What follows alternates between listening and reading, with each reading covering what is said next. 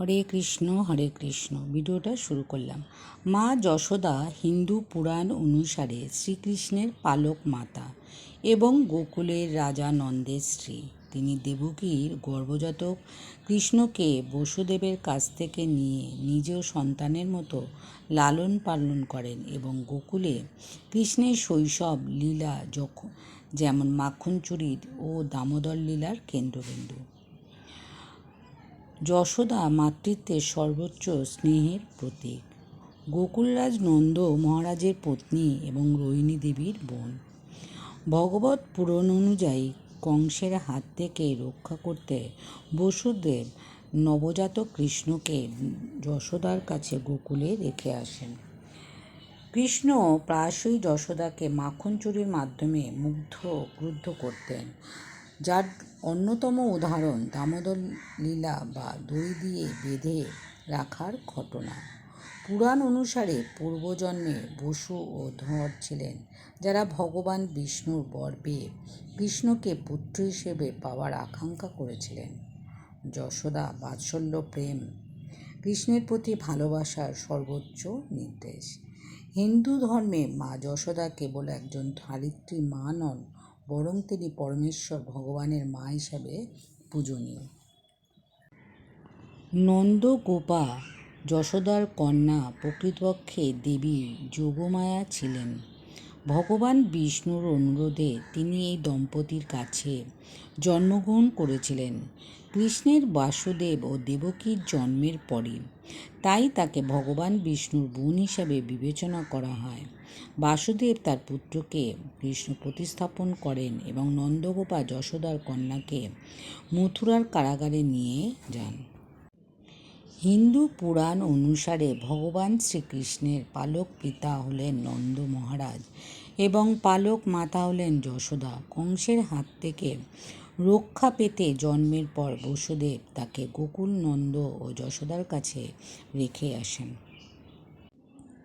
যশোদা মা কৃষ্ণকে ধরার প্রচেষ্টায় কঠোর পরিশ্রম করেছিলেন, তবে তিনি সহজে কৃষ্ণকে ধরতে পারেননি। কিন্তু শেষে কৃষ্ণ তাকে বন্ধনগ্রস্ত করার অনুমোদন দিলেন।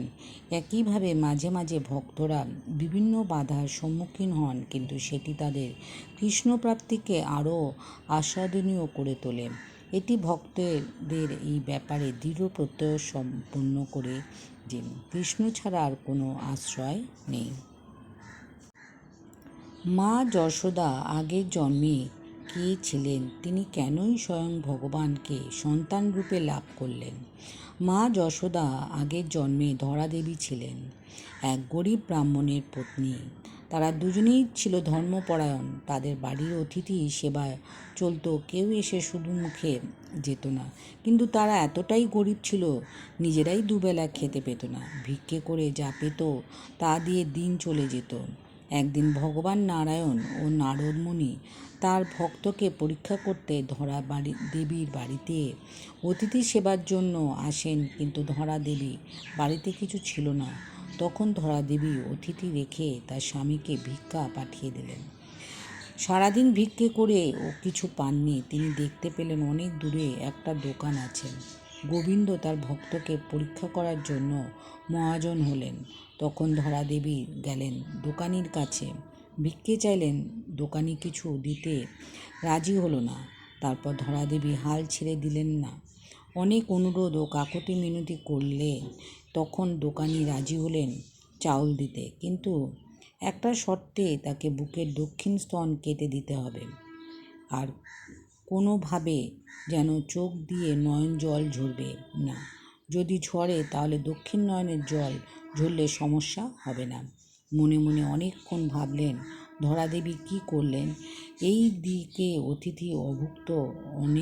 অনেকক্ষণ ভাবার পর রাজি হলেন। তারপর একটি স্তন কেটে অন্ন নিয়ে এসে ভগবানের সেবায় প্রস্তুত করলেন। অতিথিকে ভোজনের জন্য আসন দিলেন। তারপর অতিথি সেবা শুরু করলেন। হঠাৎ করে প্রাণ গোবিন্দের অন্নের মধ্যে এক ফোঁটা রক্ত দেখতে পেল। কারণ জানতে চাইলে ধরাদেবী কিছুতেই রাজি হচ্ছিলেন না। শত কষ্ট সহ্য করে অতিথির সামনে বলতে লাগলেন। ধরাদেবী ভগবান দেবীর কথা শুনে নয়নজল ধরে রাখতে পারলেন না। তিনি বললেন, মা গো, জন্মে জন্মে যেন তোমার এই স্তনপান করতে পারি। তিনি এই প্রতিশ্রুতি দিলেন। ভক্তির অধীর ভগবান দাপর যুগে জন্ম নিলেন মাতা দৈবকীর গর্ভে, দুগ্ধপান করলেন মাতা যশোদা। পৌরাণিক বিশ্বাস অনুযায়ী যশোদা পূর্বজন্মে ধরাদেবী ছিলেন এবং কঠোর তপস্যার ফলে স্বয়ং ভগবানকে সন্তান রূপে লাভ করেছিলেন।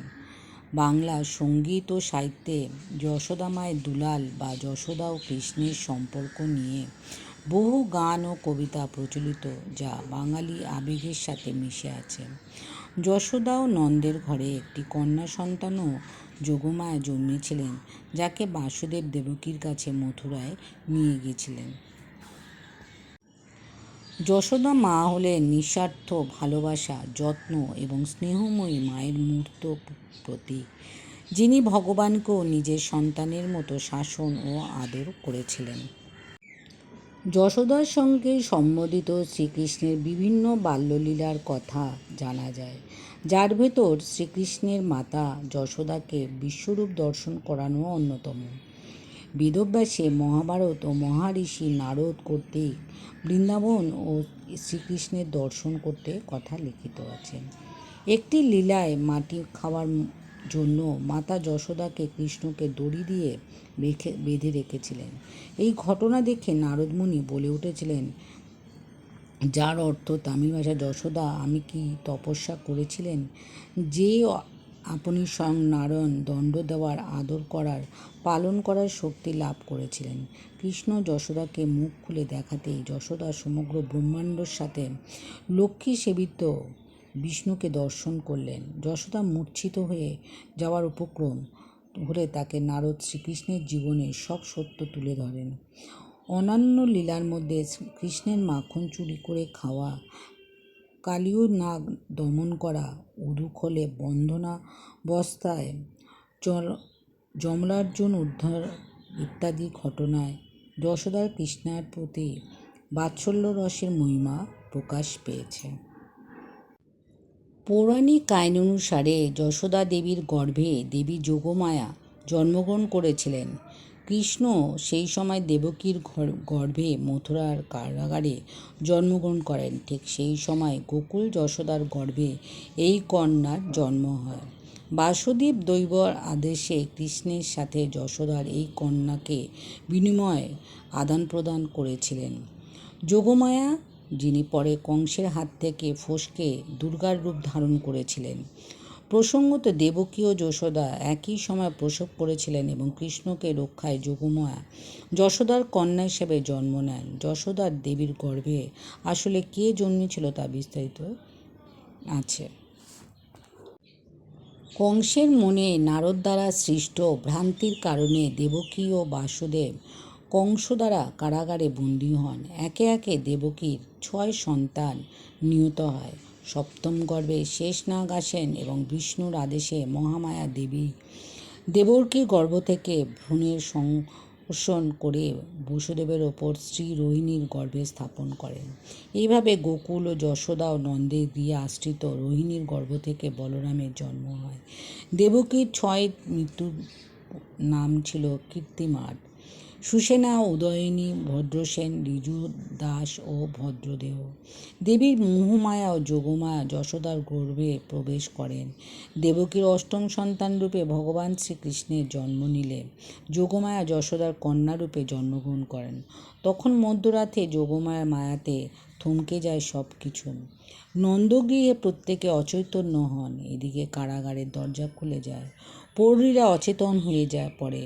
বসুদেবের হাতের পায়ে বেড়ি খুলে যায়। বসুদেব তৎক্ষণাৎ কৃষ্ণকে নিয়ে যমুনা পার করে নন্দের আলয়ে নিজ পুত্রকে রেখে যশোদার পাশ থেকে সদ্যজাত কন্যাকে মথুরায় নিয়ে আসেন। যোগমায়ার মায়ায় সব কিছু আগের মতো হয়ে যায়। দেবকী এই কন্যার হত্যার বিরুদ্ধে প্রতিবাদ করে, কিন্তু কংস এই কন্যাকে শূন্যে ছুড়ে দিলে যশোদার কন্যা অষ্টবাহু দেবীতে রূপান্তরিত হয়ে বলেন, মূর্খ, তোমরা ধ্বংসকারী ইতিমধ্যে অন্যত্র জন্মগ্রহণ করেছে এবং তারপর স্বর্গে বিলীন হয়ে যায়। দৈববাণীর ফলে যায় কৃষ্ণের হাতে কংসের মৃত্যুর পর দেবকী ও বসুদেবের কারাগারের অবসান ঘটে। কথিত আছে বিয়ের অনুষ্ঠানের পর কংস স্বেচ্ছায় মহা আনন্দে নবদম্পতিকে রথে করে মথুরায় নিয়ে যাচ্ছিলেন। কংস নিজেই রথের সারথি আসনে বসে রথ পরিচালনা করছিলেন। তখনই দৈববাণী হয় যে ভগিনীর রথে করে আজ সে নিয়ে যাচ্ছে একদিন সেই ভগিনীর অষ্টম সন্তানের হাতে কংসের মৃত্যু হবে। ক্রুদ্ধ হয়ে কংস যখন দেবকীকে হত্যা করতে উদ্যত হলেন, তখন বসুদেব কংসকে বাধা দিলেন এবং প্রতিশ্রুতি করে যে সে প্রতিটি সন্তান জন্মমাত্রই কংসের হাতে তুলে দেবেন। দেবকী ছিলেন কৃষ্ণের জন্মদাত্রী মা আর যশোদা ছিলেন তার পালক মা। তবে দেবকী এবং রোহিণী উভয়েই স্বয়ং বলেছিলেন যে যশোদাই হলেন ভগবান কৃষ্ণ এবং ভগবান বলরামের প্রকৃত মা। ভগবান কৃষ্ণ ও যশোদা মাইয়া ধর্ম এবং প্রেমের একটি ঐশ্বরিক বন্ধন। ভিডিওটা ভালো লাগলে লাইক করবেন, শেয়ার করবেন, সাবস্ক্রাইব করবেন, আমার সাথে থাকবেন, আমার পাশে থাকবেন। এতক্ষণ আমার সাথে থাকবার জন্য অনেক অনেক ধন্যবাদ।